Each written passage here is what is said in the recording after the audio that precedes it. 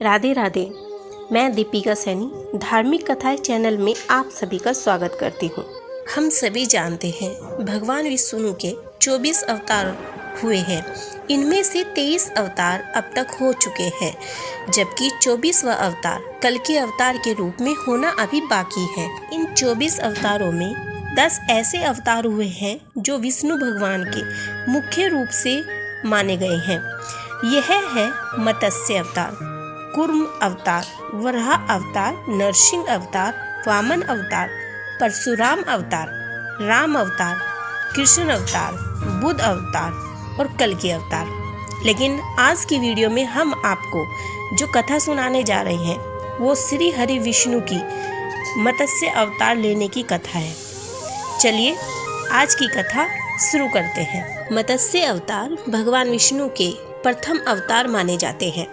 मछली के रूप में अवतार लेकर भगवान विष्णु ने एक ऋषि को सब प्रकार के जीव जंतु एकत्रित करने के लिए कहा और पृथ्वी जब जल में डूब रही थी तब मत्स्य अवतार में भगवान ने उस ऋषि की नाव की रक्षा की। इसके पश्चात ब्रह्मा ने पुनः जीवन का निर्माण किया। एक दूसरी मान्यता यह भी है कि एक राक्षस ने जब वेदों को चुराकर सागर की गहराई में छुपा दिया तब भगवान विष्णु ने मत्स्य रूप धारण करके वेदों को प्राप्त किया और उन्हें पुनः स्थापित भी किया। ये कथा हम आपको विस्तार से बताते हैं। एक बार ब्रह्मा जी की असावधानी के कारण एक बहुत बड़ी दैत्य ने वेदों को चुरा लिया। उस दैत्य का नाम हयग्रीव था। वेदों को चुरा लिए जाने के कारण ज्ञान लुप्त हो गया। चारों ओर अज्ञानता का अंधकार फैल गया और पाप तथा अधर्म का बोलबाला हो गया। तब भगवान विष्णु ने धर्म की रक्षा के लिए मत्स्य रूप धारण करके हयग्रीव का वध किया और वेदों की रक्षा की। भगवान ने मत्स्य का रूप किस प्रकार धारण किया था, इसकी भी एक विस्मरणीय कथा है। कल्पांत के पूर्व एक पुण्यात्मा राजा तप कर रहा था। राजा का नाम सत्यव्रत था।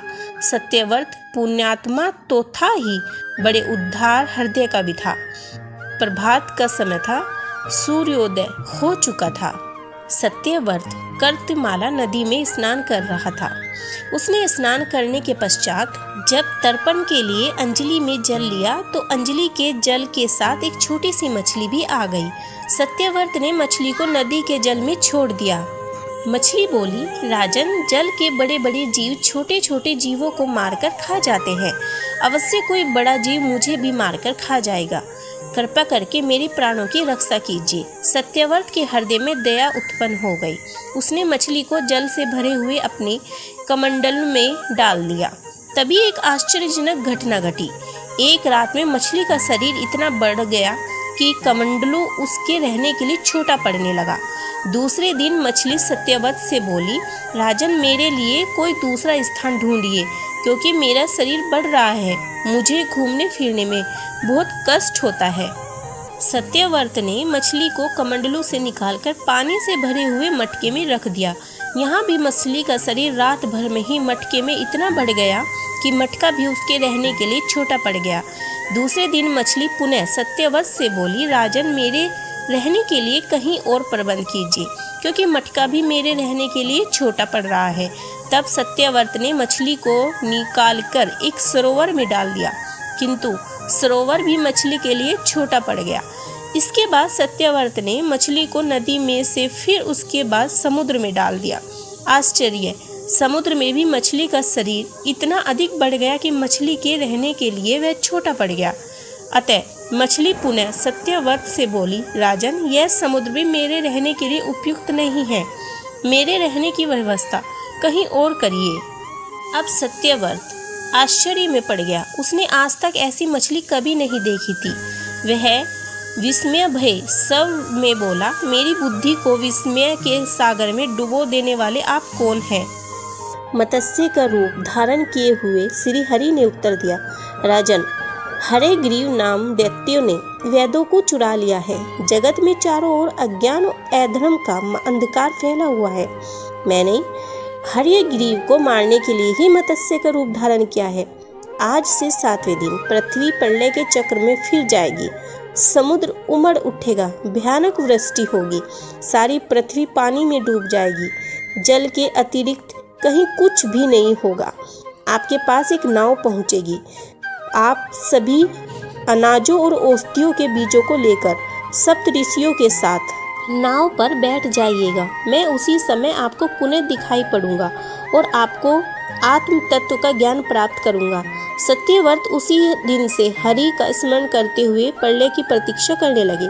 7वें दिन प्रलय का दृश्य उपस्थित हो उठा। समुद्र भी उमड़कर अपनी सीमाओं से बाहर बहने लगा।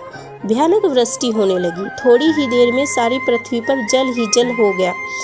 पृथ्वी जल में समा गई। उसी समय एक नाव दिखाई पड़ी। सत्यव्रत सप्त ऋषियों के साथ उस नाव पर बैठ गया। उन्होंने नाव के ऊपर संपूर्ण अनाजों और औषधियों के बीज भी भर लिए। नाव प्रलय के सागर में तैरने लगी। प्रलय के उस सागर में उस नाव के अतिरिक्त कहीं भी कुछ भी नहीं दिखाई दे रहा था। सहसा मत्स्य रूपी भगवान प्रलय के सागर में दिखाई पड़े। सत्यव्रत और सप्त ऋषिगण मत्स्य रूपी भगवान की प्रार्थना करने लगे। भगवान ने आत्मज्ञान पाकर सत्यव्रत का जीवन धन्य हो उठा। उनका जीते जी ही जीवन मुक्त हो गया।